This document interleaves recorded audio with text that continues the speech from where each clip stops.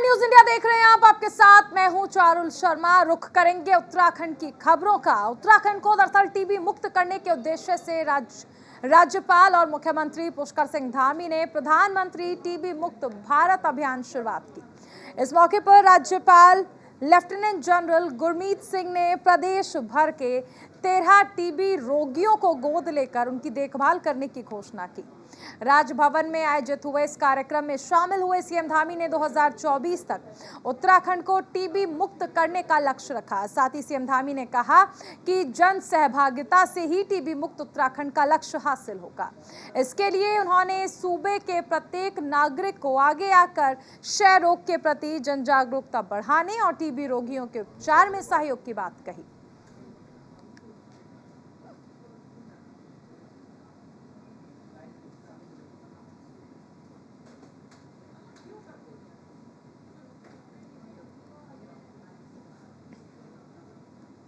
POCSO act 2012 पर राज्य स्तरीय परामर्श संवाद कार्यक्रम का आयोजन किया गया।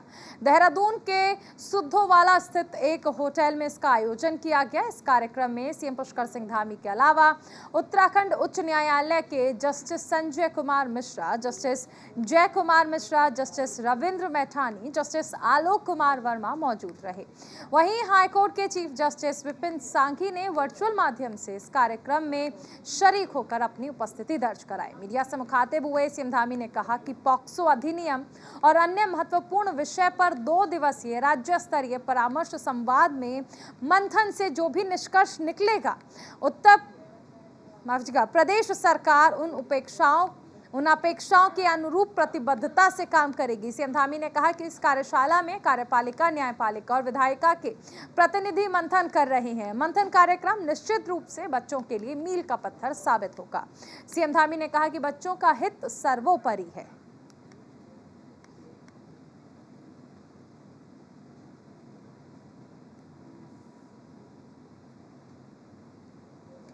प्रधानमंत्री नरेंद्र मोदी के जन्मदिन के मौके पर भारत में लाए गए 8 चीता सियासत का केंद्र बन गए हैं। उत्तराखंड कांग्रेस के प्रदेश अध्यक्ष करण महरा ने बीजेपी पर तंज कसते हुए कहा कि बीजेपी की कथनी और करनी में अंतर है।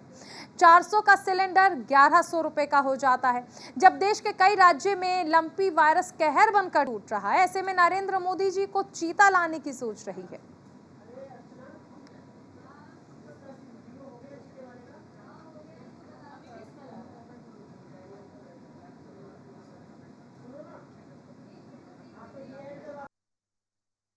से कह रहा हूँ कि बीजेपी जो करती है उसका उल्टा करती है।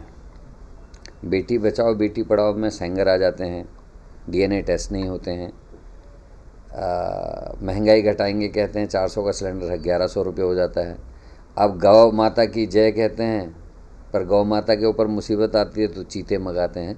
तो यही सब इस देश में होना है। जब तक आदमी धर्म के नाम पर राजनीति करेगा और धर्म के नाम पर वोट देगा, विकास और क्या देश में चल रहा है, देश के हालात क्या हैं, उस पर ध्यान नहीं देगा, तो यही सब होगा जो हो रहा है। उत्तराखंड में इन दिनों नौकरी दिलाने वाले कई लिस्ट सोशल मीडिया पर तेजी से वायरल हो रही हैं।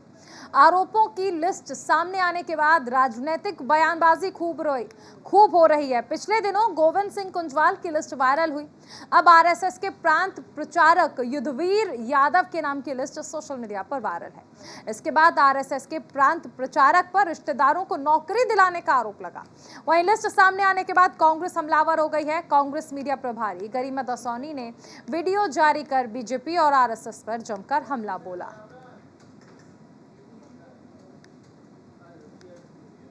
युद्धवीर सिंह यादव ने 1 नहीं 2 नहीं लगभग 70 लोग अपने कुनबे के, अपनी रिश्तेदारी के एडजस्ट किए हैं उत्तराखंड के विश्वविद्यालयों में, उत्तराखंड के विभिन्न विभागों में। और किसी को शराब का ठेका, किसी को खनन का ठेका, तो किसी को केयर टेकर की नौकरी, किसी को कंडक्टर और ड्राइवर की नौकरी दिलवाई है। ऐसे में सवाल बड़ा ये उठता है कि जो आरएसएस के स्वयं सेवक संघ के लोग निस्वार्थ समझे जाते थे, भोले भाले सीधे साधे समझे जाते थे, वो इतने लालची हो गए, सत्ता लोलुप हो गए कि अपना पूरा परिवार, अपना पूरा गांव एडजस्ट करवा लिया यहाँ उत्तराखंड में आकर। ये उत्तराखंड द्रौपदी से ज्यादा चीरहरण तो आज उत्तराखंड का हो रहा है। और किसके हाथों? भाजपा और आरएसएस के लोगों के द्वारा। उधर हरिद्वार में अखिल भारतीय अखाड़ा परिषद के अध्यक्ष महंत रविंद्र पुरी के नेतृत्व में पीएम मोदी का जन्मदिन मनाया गया। इस मौके पर रविंद्र पुरी ने कहा कि प्रधानमंत्री मोदी 71 वर्ष की आयु पूरी कर 72 वर्ष में प्रवेश करें और इसीलिए जन्मदिन उत्सव को मोदी 72 नाम दिया गया है। प्रधानमंत्री मोदी के जन्मदिन पर केक काटने के बाद संतों ने शुभकामनाएं दी, साथ ही ये कामना की कि आने वाले वर्षों तक पीएम मोदी इसी तरीके से देश के लिए कार्य करते रहें और देश को उन्नति के मार्ग पर लेकर आगे जाते रहें।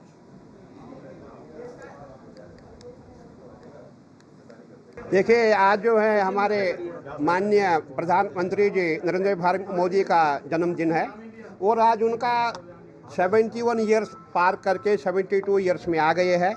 और जहाँ तक हमारा पूरा हिंदुस्तान इस समय आप देख रहे, पूरे भारत में नहीं पूरे विश्व में इस समय समाचार आ रहे हैं कि जहाँ जहाँ भी भारतवासी है वहाँ पे मोदी जी का जन्मदिन मनाया जा रहा है। तो आपने देखा होगा जब से मोदी जी हमारे भारत के पीएम बने हैं तब से जितने भी हम हिंदू हैं तकरीबन आप ये देखिए कि पहले जो हिंदू लोग होते थे, हिंदू पहले भारत में डरे डरे रहते थे। मोदी जी जब से आए पूरा जितना हमारा हिंदू समाज है, सनातनी समाज है, सब जो है मोदी जी को पसंद करते हैं। चाहे वो या इंडिया में रहें या विदेश में रहें, जहाँ भी जाएंगे मोदी जो है पूरी जनता करती है। हमारी ओर से उनको बहुत बहुत बधाई, बहुत बहुत आशीर्वाद, बहुत बहुत साधु।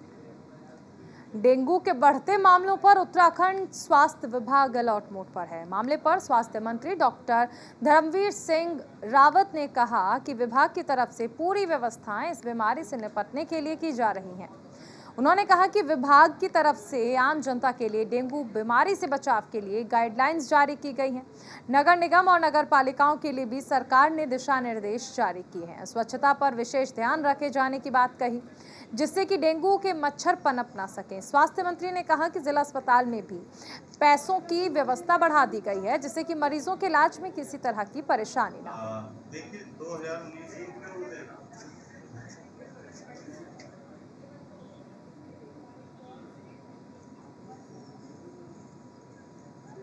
हमारे नगर निगम है, जो पंचायती राज विभाग है, हमने हर विभागों को भी ये कहा है कि वे सफाई पे भी ध्यान देना है और पैसे भी दे रखे हैं। विभाग की तरफ से हमने अलग से हर डिस्ट्रिक्ट हॉस्पिटलों में अलग से वार्ड भी बना दिए हैं। और मैं कह सकता हूँ कि मैं कल चमोली ज़िले के दौरे पे भी था और कोई दिक्कत कहीं नहीं। ये ज़रूर है कि कुछ केस बड़े हैं, लेकिन सरकार की तरफ से ना दवाइयों की दिक्कत है ना वार्ड की दिक्कत। उत्तराखंड में बुखार पीड़ित मरीजों की संख्या लगातार बढ़ती जा रही है। सरकारी अस्पतालों में बड़ी संख्या में बुखार के मरीज फैल रहे हैं और उनमें डेंगू के लक्षण भी दिखाई दे रहे हैं। इसी को लेकर जिला अस्पताल कोरोनेशन के senior physician doctor NS Bisht ने बताया कि अस्पताल आने वाला हर दूसरा व्यक्ति बुखार से पीड़ित है। 10 में से 9 मरीज डेंगू मरीज के लक्षण वाले बुखार से पीड़ित हैं, लेकिन जांच इनकी रिपोर्ट पॉजिटिव के बजाय नेगेटिव आ रही है। इसके अलावा उन्होंने कहा कि अब क्योंकि कोविड-19 ढलान पर है और बाकी वायरल बुखार ज़्यादा गंभीर नहीं होते, ऐसे में बुखार के गंभीर रोगियों को नेगेटिव रिपोर्ट पर डेंगू की ही तरह इलाज देना चाहिए, ताकि नेगेटिव रिपोर्ट से किसी मरीज के इलाज में लापरवाही ना हो।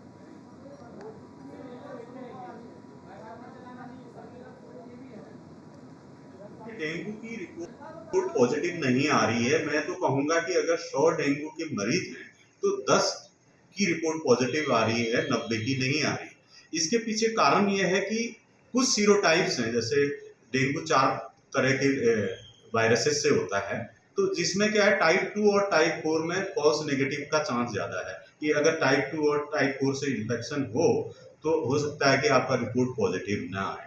और दूसरा ये है कि री इन्फेक्शन के भी मामले हैं, जिनमें कि री इन्फेक्शन का मतलब यानी कि सेकेंडरी इन्फेक्शन या दोबारा डेंगू होना, यानी कि पहले एक प्रकार का डेंगू था अब दूसरे प्रकार का डेंगू है। तो कहीं ये चीजें सामने आ रही है और कई लोगों की आप देखेंगे कि डेंगू है लेकिन टाइफाइड रिपोर्ट पॉजिटिव दी है, और डेंगू और टाइफाइड भी एक साथ लैबों ने पॉजिटिव दी है। इसमें लैब्स का कोई दोष नहीं है।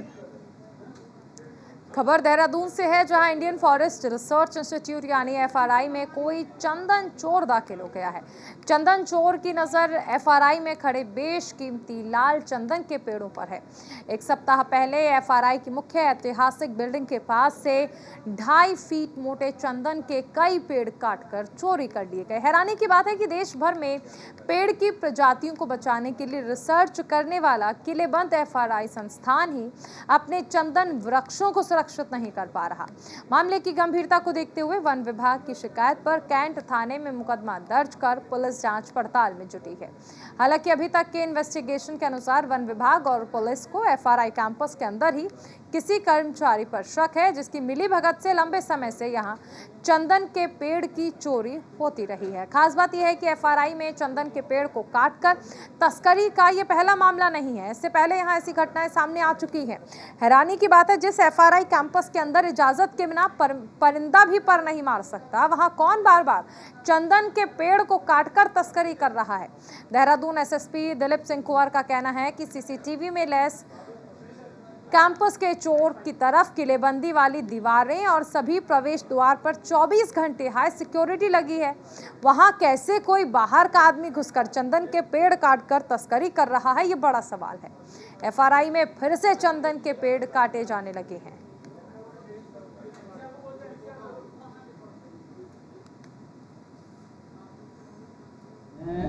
आज से लगभग एक हफ्ते पहले वन विभाग ने एक तहरीर दी कि उनके जो मेन बिल्डिंग है उसके पास में 3-4 चंदन के पेड़ थे, जिसमें एक चंदन के पेड़ को काट करके लोगों ने चोरों ने चोरी कर लिया।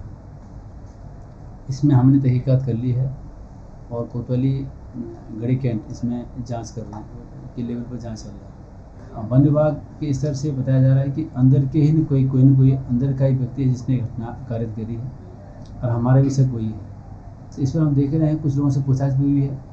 उन्होंने कुछ लोगों का नाम बताया, उनको शक होने की गुंजाइश है कि पूर्व में चौकीदार रहे हैं। प्रकरण को देख रहे हैं और मुझे लगता है कि बहुत जल्दी इसका अनावरण हम लोग कर लेंगे। देहरादून से हमारे साथ हमारे सहयोगी गौरव वसुदेव जुड़ रहे हैं। गौरव, सबसे अहम चीज़ है कि इस पूरे मामले पर अगर नज़र डाली जाए तो पूरा इलाका सीसीटीवी से लैस है, लगातार सिक्योरिटी वहां पर बढ़ाई जा चुकी है, लेकिन सबसे अहम चीज़ जहां परिंदा भी पर नहीं मार सकता, वहां लगातार चंदन की लकड़ी की तस्करी आखिर कर कौन रहा है?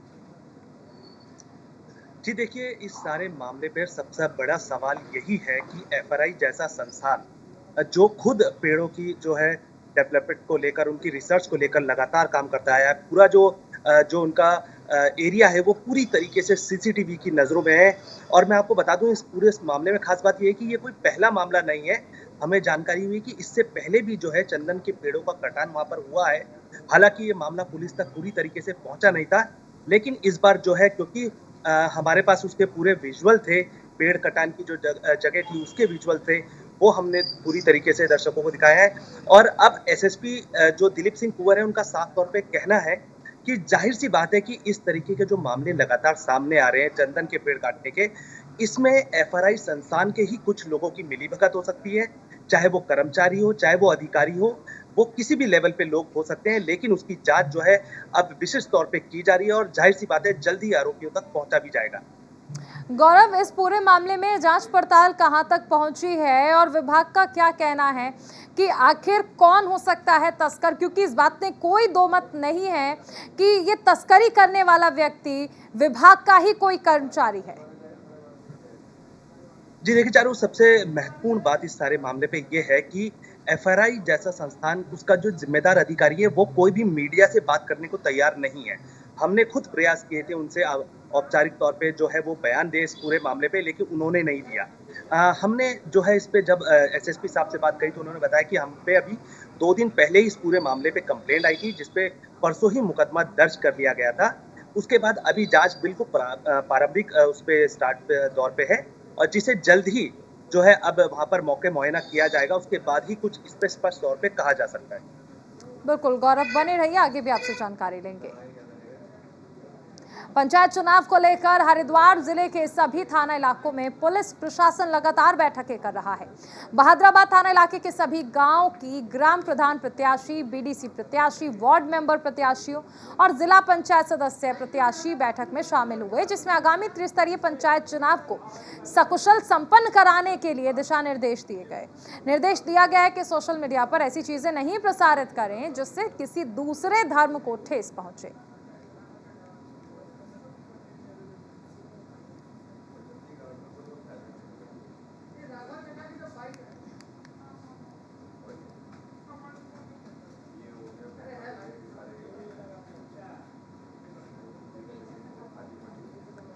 बड़ी खबर आपको बता दें, पंचायत चुनाव को लेकर पुलिस प्रशासन ने बैठक की है और बैठक में पुलिस के तमाम अधिकारी मौजूद रहे हैं। पुलिस कप्तान का थाना प्रभारियों को इस दौरान साफ निर्देश दिया गया है।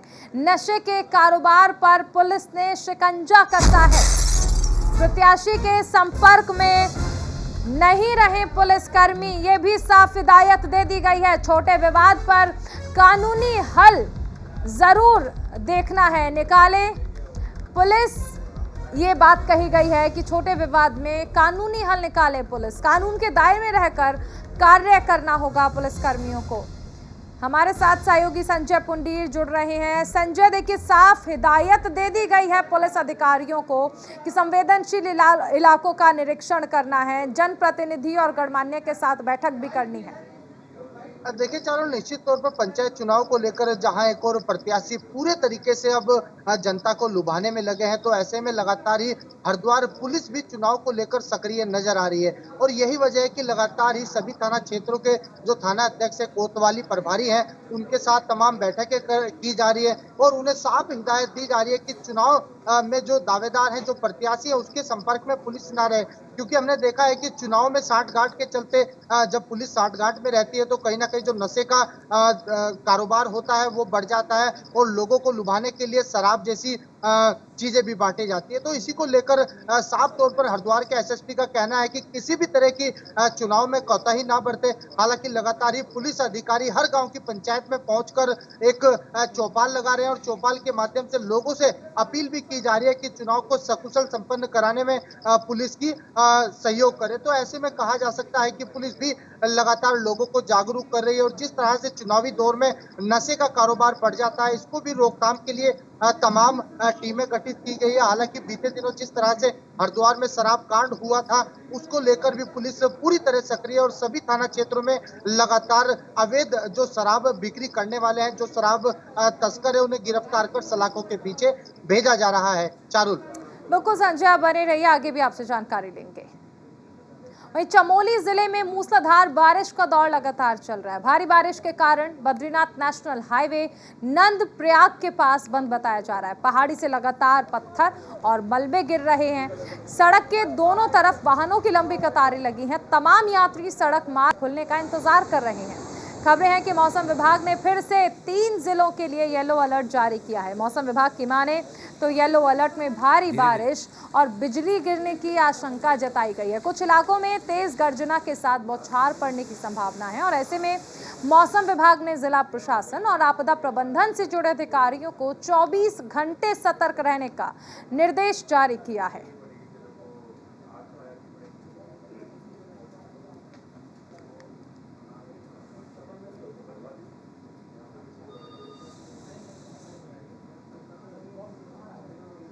भारी बरसात के चलते चंपावत के तराई क्षेत्र से होकर बहने वाली शारदा नदी का जलस्तर खतरनाक रूप से बढ़ रहा है।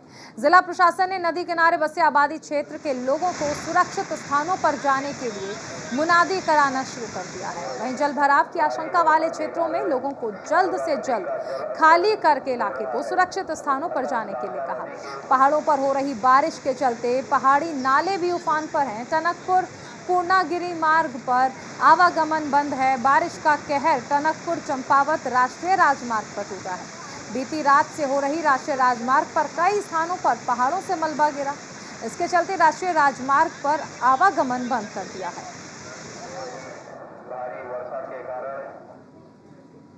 क्षेत्रों में टनकपुर बनबसा में जो वाटर लेवल है वो 1.5 लाख क्यूसेक क्रॉस कर गया था, तो वहाँ पे जो उसका फ्लड रिवर का फ्लड बैंक है उस पर फ्लडिंग हुई है। जीएम साहब से और सबसे तहसीलदार इन सब ने इंस्पेक्शन भी कर ली है मॉर्निंग में ही, और मॉर्निंग में इन्होंने सारे 18 गेट खोल दिए थे बराज के, तो पानी धीरे धीरे कम होगा और जल्दी ये जो फ्लडिंग का इशू है वो जैसे माननीय मुख्यमंत्री जी की घोषणा भी कि टनकपुर ड्रेनेज प्लान बनाया जाएगा, तो मैं आशा करता हूँ कि अगले साल या जब भी वो ड्रेनेज प्लान रेडी हो जाए और एग्जीक्यूट हो जाए तो ये प्रॉब्लम्स नहीं रहेंगी। 1 लाख क्यूसेक पानी होने पर तुरंत हम लोग रेड अलर्ट घोषित कर देते हैं और बैराज से आवागमन पूरी तरह से बंद कर दी जाती है। इसकी सूचना डाउन स्ट्रीम जिले जैसे पीलीभीत, लखीमपुर खीरी, बहराइच, गोंडा आदि के डीएम, एसपी और संबंधित अधिकारियों को सूचित कर दिया जाता है। उत्तराखंड के चंपावत में टनकपुर जौल जीबी क्षेत्र में हो रही भारी बारिश के चलते पूरा पहाड़ भर भरा कर गिर गया। गनीमत रही कि भूस्खलन की चपेट में कोई आया नहीं।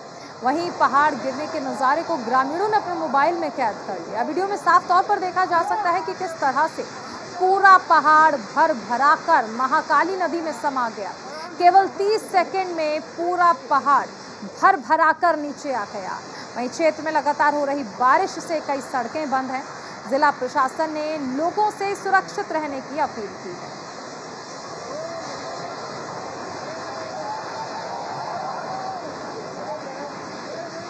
हमारे साथ हमारे सहयोगी पुष्कर सिंह नेगी जुड़े हैं। पुष्कर, देखिए लगातार हम जिस तरह देख रहे हैं कि बारिश और बाढ़ का कहर देखने को मिल रहा है, ऐसे में जिस तरह ये वीडियो हम देख रहे हैं, पूरा पहाड़ जिस तरह से भर भरा कर गिर गया, क्या वहां पर तस्वीरें रही? हालांकि कहा जा रहा है कि जान माल की हानि नहीं हुई है। बिल्कुल, देखिए चारुल, मैं आपको बता दूं कि लगातार मौसम विभाग का जो अलर्ट था, 17 तारीख तक का जो अलर्ट था, वो पूरे जनपद चमोली में ही नहीं, पूरे उत्तराखंड में हमको देखने को मिला कि पहाड़ से लेकर और मैदानी क्षेत्रों में जिस तरह से बारिश थी। अगर गढ़वाल रीजन की अगर बात करी जाए तो चाहे चमोली हो, चाहे आपका रुद्रप्रयाग हो, या आपका उत्तरकाशी हो, या आपका टिहरी हो, या आपका पौड़ी हो, तमाम सारे जिलों में भारी से भारी बारिश देखने को मिली है। और हालांकि अगर कुमाऊं मंडल की अगर मैं बात करूं तो कुमाऊं में अल्मोड़ा से लेकर धारचूला से लेकर टनकपुर का जैसा आपने जिक्र किया कि टनकपुर, चंपावत, जो काली नदी का जो जलस्तर यहाँ पे बढ़ा है, तो कहीं ना कहीं पहाड़ों से जिस तरह से आपने देखा कि किस तरह से जो है बड़े बड़े पहाड़ मलबे को लेकर और बड़े बड़े बोल्डरों को लेकर जो है जमीन दोज हो जा रहे हैं, तो कहीं ना कहीं मौसम विभाग के अलर्ट होने के साथ साथ जो है प्रशासन हरकत में आता है। हालांकि जनहानि यहाँ पे नहीं हुई है। जो चंपावत की घटना की अगर मैं आपको जिक्र करूँ तो चंपावत का जो पहाड़ जो करके जो काली नदी में समा गया, हालांकि गांव वालों ने अपने मोबाइल के कैमरों में जरा तस्वीरें तो जरूर कैद की, लेकिन अभी तक ऐसी घटना सामने नहीं आई कि जिनको जान माल का नुकसान हुआ हो। हालांकि चारुल, आज जो है मौसम साफ है, चटक धूप खिली है पूरे उत्तराखंड में, लेकिन मौसम विभाग ने 3 दिन का फिर येलो और ऑरेंज अलर्ट जो है 4 जिलों के लिए किया है। हालांकि पुलिस प्रशासन से लेकर आपदा प्रबंधन से लेकर जिला अधिकारी से लेकर सभी लोग जो है मौसम को लेकर ये भी समझना चाहेंगे कि देखिए पर्यटक लगातार उत्तराखंड का रुख करते हैं, चाहे मौसम कोई भी हो, हर मौसम के अलग नज़ारे हैं, लेकिन ऐसे में जो पर्यटक वहां पर पहुंच रहे हैं और जिस तरह हम देख रहे हैं कि कई नदियां ऐसी हैं जो उफान पर हैं, पहाड़ी नाले उफान पर हैं, ऐसे में जो पर्यटक आ रहे हैं उन्हें किस तरह की हिदायतें दी जा रही हैं? हाँ बिल्कुल, देखिए चारुल, सीधे सीधे चारधाम यात्रा की अगर बात करी जाए तो चारधाम यात्रा गंगोत्री वाला एरिया हो गया, या जमुनोत्री वाला एरिया हो गया, या आपका केदारनाथ वाला या बद्रीनाथ वाला एरिया हो गया, प्रशासन को मुस्तैदी से यहाँ पे कहा गया था कि आप जो है यदि बारिश होती है तो आप जो है जगह जगह पे जो है यात्री को रोकने की व्यवस्था यहाँ पे की गई थी, क्योंकि पुष्कर सिंह धामी जो उत्तराखंड के मुख्यमंत्री हैं, सख्त से सख्त निर्देश दिए गए थे। चाहे अगर केदारनाथ की अगर बात करी जाए चारों, तो केदारनाथ का जो प्रशासन था, चाहे पुलिस प्रशासन को, एनडीआरएफ को, तमाम सारे जगह जगह पे यात्रा रोकी गई और इनकी रहने और खाने की व्यवस्था जो है प्रशासन द्वारा की गई। हालांकि इस समय जो है खराज पथ भी है, तो यात्री तो इस समय उत्तराखंड का रुख कर ही रहा है। 35 लाख से ऊपर जो है लोग इस समय जो है पूरे उत्तराखंड रिकॉर्ड, इस बार आपने देखा है उसके रिकॉर्ड पूरे टूट गए हैं। हालांकि प्रशासन चारधाम यात्रा को लेकर भी और बारिश को लेकर भी और आपदा जैसी घटनाओं को लेकर भी मुस्तैदी से हमको देखने को मिला। चारधाम यात्रा की अगर बात, सतर्क रहने की जरूरत भी है, क्योंकि काफी संख्या में जो श्रद्धालु हैं वो चारधाम यात्रा के लिए उत्तराखंड का रुख कर रहे हैं। बहुत शुक्रिया इस तमाम जानकारी के लिए। उधर उत्तराखंड में लंपी वायरस का खतरा बढ़ता जा रहा है। भाबर क्षेत्र में लंपी वायरस तेजी से पांव पसार रहा है। स्थानीय लोगों की माने तो लंपी वायरस से मरने वाले पशुओं की संख्या 100 के पार जा चुकी है, जबकि पशुपालन विभाग की माने तो करीब 24 पशुओं की मौत हुई है। सबसे ज्यादा पशुओं की मौत कोटद्वार भाबर क्षेत्र में हुई है। वहीं बताया जा रहा है कि पशुपालन विभाग से पर्याप्त मात्रा में वैक्सीनेशन डोज नहीं है, जिसका खामियाजा पशुपालकों को भुगतना पड़ रहा है। कैबिनेट मंत्री सौरभ बहुगुणा का कहना है कि ज्यादा मामले हरिद्वार, देहरादून में देखे जा रहे हैं, जिसको लेकर लगातार वैक्सीनेशन का अभियान चलाया जा रहा है। सबसे ज़्यादा जो प्रभावित 2 जिलों में हुआ है, एक हमारा हरिद्वार, एक दूसरा देहरादून। हमारा फोकस एरिया हमेशा यही रहा है कि जो बॉर्डर एरियाज़ हैं यूपी के साथ, उनको जो है सबसे पहले वैक्सीनेट किया जाए। तो हरिद्वार, उधम सिंह नगर, देहरादून और कुछ हिस्सा नैनीताल का, इसको हम सबसे पहले वैक्सीनेशन ड्राइव हमने शुरू करी है। टोटल जो आज जो पिछली समीक्षा बैठक मैंने ली थी, उसमें लगभग 8,500 जानवरों के 8,600 को जानवरों को लंबी वायरस डिजीज़ मिली थी, जिसमें 6,000 और हरिद्वार के थे, 2-2,500 देहरादून में थे। बाकी जिलों में थे, लेकिन कहीं पे 11 थे, कहीं पे 20 थे, इस तरीके से थे। तो फोकस एरिया हरिद्वार और देहरादून था। 8,500 में से लगभग 6,600 या 700 जानवर जो थे वो रिकवर कर गए थे। 118 डेथ हुई थी। हमारे पास वैक्सीनेशन की कोई कमी नहीं है। 8.5 लाख वैक्सीन हमारे पास अवेलेबल हैं। हमने हर ज़िले के CVO को एक डिमांड जो हमको आई थी, उसके हिसाब से हमने उनको वैक्सीनेशन प्रोवाइड करा दी। और अभी रुकेंगे एक छोटे से ब्रेक के लिए। आप बने रहिए न्यूज़ इंडिया के साथ।